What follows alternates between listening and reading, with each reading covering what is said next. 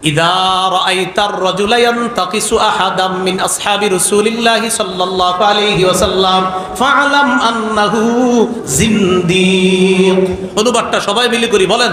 যখন তুমি দেখবে, বলেন, কোন ব্যক্তি নবীর সাহাবীকে ছোট করে, নবীর সাহাবীর সমালোচনা করে, নবীর সাহাবীর নিন্দা করে, তুমি জেনে নিবা ওই ব্যক্তি জিন্দিক। কি বলছে ওই ব্যক্তিরে? তাহলে বলছেন কেউ যদি নবীর সাহাবীর সমালোচনা করে, নবীর সাহাবীর নিন্দা করে, তাহলে তুমি মনে রাখবা, তুমি জেনে নিবা সে জিন্দিক। জিন্দিক হওয়ার কারণে নবীর সাহাবীর সমালোচনা করে। আল্লাহ আমাদেরকে হেফাজত করে। মনে আসেনি কয় নাম্বার আলোচনায় ছিলাম? 8 নাম্বার। 8 নাম্বার আলোচনা, নবীর সাহাবীদেরকে গালি দেওয়া যাবে না। এখানে দৃষ্টান্ত দিলাম 8টা। সর্বশেষ আলোচনা 9 নাম্বার।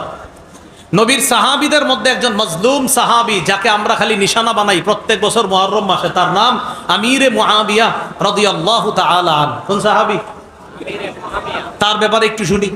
তিরমিজির হাদিস 3842, 3842 নম্বর হাদিস।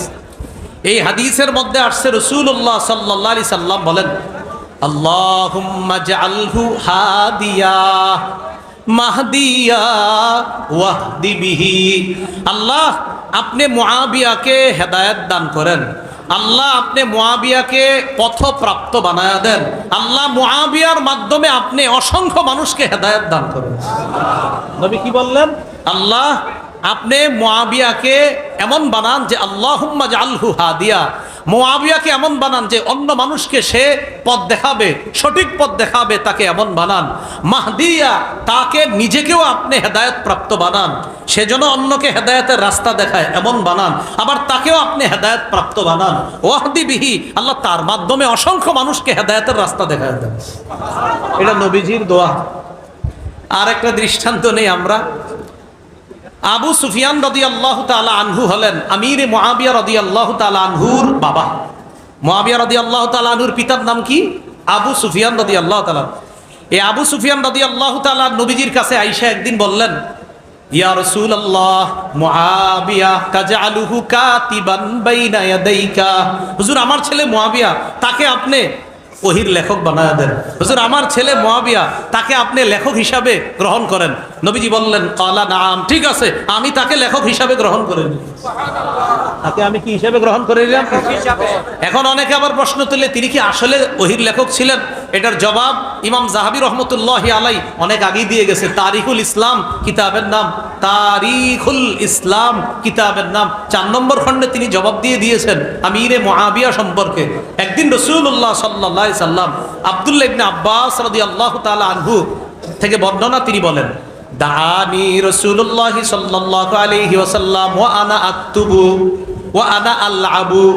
আব্দুল্লাহ ইবনে আব্বাস বলেন, আমি একদিন খেলতেছিলাম, আমি একদিন খেলাধুলা করতেছিলাম, ওই মুহূর্তে নবীজি আমাকে ডাকছে। আমি খেলাধুলা করতেছিলাম, নবী আমাকে ডাকছে। ডাকার পর নবী বললেন, উদউলি মুআবিয়া। ইবনে আব্বাস, একটু মুআবিয়াকে ডেকে আনো তো। সুবহানাল্লাহ। ইবনে আব্বাস, একটু মুআবিয়াকে ডেকে আনো। মুআবিয়া রাদিয়াল্লাহু তাআলা সম্পর্কে নবীর কি ছিলেন? উলামা হযরত না, অন্যরা বলেন, কেউ বলতে পারবেন? হ্যাঁ, মুআবিয়া রাদিয়াল্লাহু তাআলা সম্পর্কে নবীজির শ্যালক ছিলেন। সুবহানাল্লাহ। বলেন, কি ছিলেন? শ্যালক। আর স্ত্রী ছিলেন কে? উম্মে হাবিবা। এই উম্মে হাবিবা রাদিয়াল্লাহু তাআলা আনহার ভাইয়ের নাম মুআবিয়া রাদিয়াল্লাহু তাআলা, আর তাদের পিতার নাম আবু সুফিয়ান রাদিয়াল্লাহু তাআলা। তাহলে একদিন নবীর শ্যালক, আবার ওহির লেখক। নবীর শ্যালক, ওহির লেখক, আবার নবী তার জন্য দোয়া করছে, সে যেন হেদায়েতের রাস্তা দেখায়, তাকে যেন হেদায়েত প্রাপ্ত বানায়, আবার তার মাধ্যমে অসংখ্য মানুষকে যেন আল্লাহ তাআলা হেদায়েত দান করেন। সুবহানাল্লাহ।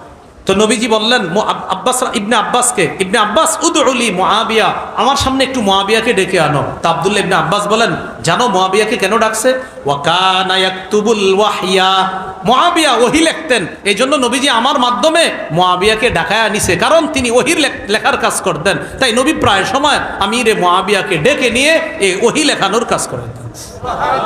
এখন আপনি এমন একজন সাহাবীর সমালোচনা করে ওহিকে প্রশ্নবিদ্ধ করার চেষ্টা না করা। হ্যাঁ, আল্লাহ আমাদেরকে হেফাজত করেন, আল্লাহ আমাদেরকে হেফাজত করেন।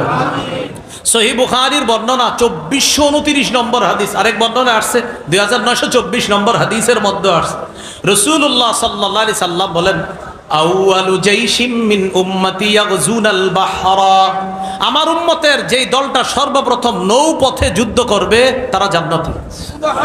আবার বুঝেন, আমার উম্মতের যেই দল সর্বপ্রথম নৌপথে লড়াই করবে তারা জান্নাতি। নৌপথে লড়াইয়ের সর্বপ্রথম প্ল্যান যিনি করেছিলেন তিনি আমিরে মুআবিয়া রাদিয়াল্লাহু তাআলা। নবীর এই হাদিসের ভাষ্য অনুযায়ী তিনি একজন জান্নাতি সাহাবী। আমি আগেই বলছি 10 জন হলো এক হাদিসে বলছে, আর ভিন্ন ভিন্ন হাদিসে নবী বিভিন্ন সাহাবীকে বলছে, ভিন্ন ভিন্ন হাদিসে ভিন্ন ভিন্ন সাহাবীদেরকে নবী জান্নাতি বলেছেন। কথা কি বুঝে আসছে সবার? আল্লাহ আমাদেরকে এই কথাগুলা বুঝে মনে রেখে আমল করার তৌফিক দান করেন। তাহলে বলেন তো, মুআবিয়া রাদিয়াল্লাহু তাআলা আনহুকে কি আমরা নিশানা বানাবো? আব্দুল্লাহ ইবনে আব্বাস রাদিয়াল্লাহু তাআলা আনহুমা তার ব্যাপারে বলছেন, সহিহ বুখারীর বর্ণনা 3765 নম্বর হাদিসের মধ্যে বলছেন, ইন্নাহু ফকিহ, মুআবিয়া একজন ফকিহ সাহাবী। তার সম্পর্কে বলছেন মুআবিয়া একজন ফকিহ সাহাবী। তাহলে আমিরে মুআবিয়া রাদিয়াল্লাহু তাআলা আন যার ব্যাপারে বলছেন তিনি একজন ফকিহ সাহাবী, তার ব্যাপারে আমরা সমালোচনা করব না। আল্লাহ আমাদেরকে হেফাজত করেন। মনে রাখবেন, ওমর ফারুক রাদিয়াল্লাহু তাআলা আনহুর জামানায় ফিলিস্তিন বিজয় হলো, যাকে গভর্নর বানাইলেন আবু উবাইদা ইবনুল জাররাহ, তিনি ইন্তেকাল করলেন। তারপরের গভর্নর ইন্তেকাল করলেন, তারপরের গভর্নর ইন্তেকাল করলেন। এরপরে গভর্নর হয় যিনি, তিনি আমিরে মুআবিয়া রাদিয়াল্লাহু তাআলা।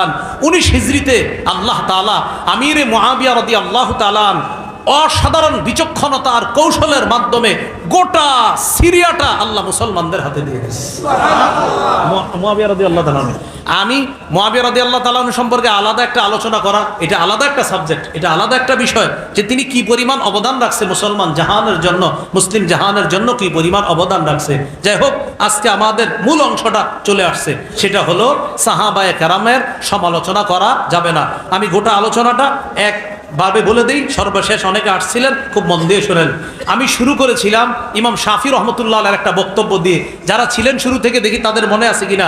ইসলাম কিসের মতো? ঘরের একটা কি আছে? ইসলাম নামক ঘরের দরজা। সাহাবীদেরকে কষ্ট দেওয়া মানে ঘরের দরজাকে কি করা? ঘরের দরজা ছিদ্র করে কি ভালো মানুষ ঢুকে? তাহলে ঘরের দরজা ছিদ্র করা যাবে না। ঠিক আছে, হ্যাঁ। এরপরে আমরা 9টা অংশে আলোচনা করছি। 1 নাম্বার, সাহাবীদের প্রতি খুশি কে?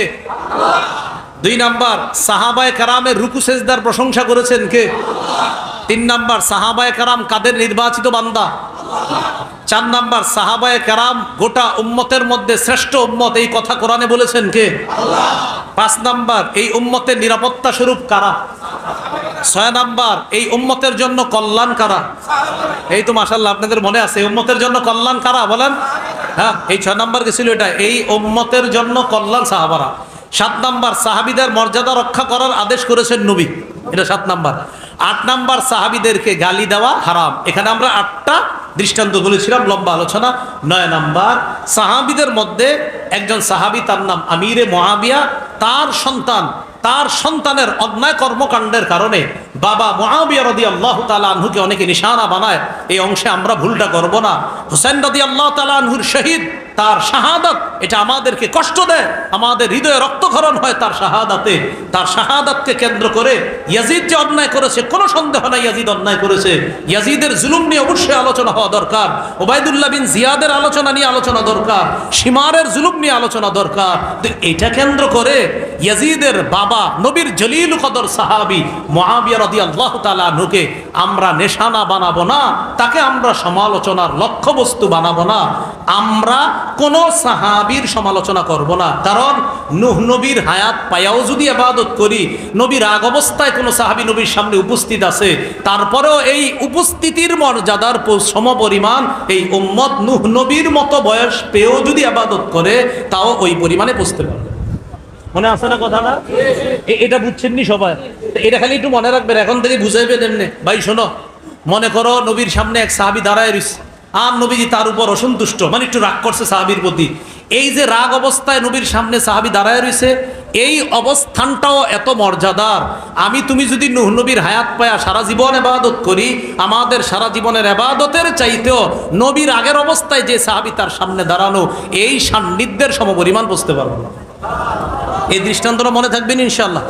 আল্লাহ আমাদের সকলকে যে কথাগুলো বললাম শুনলাম, সাহাবায়ে কেরামের অংশটা মর্যাদা, মুহররম মাস আসলে তাদের মর্যাদা আমরা ক্ষুণ্ণ করব না, তাদের মর্যাদা আমরা রক্ষা করব।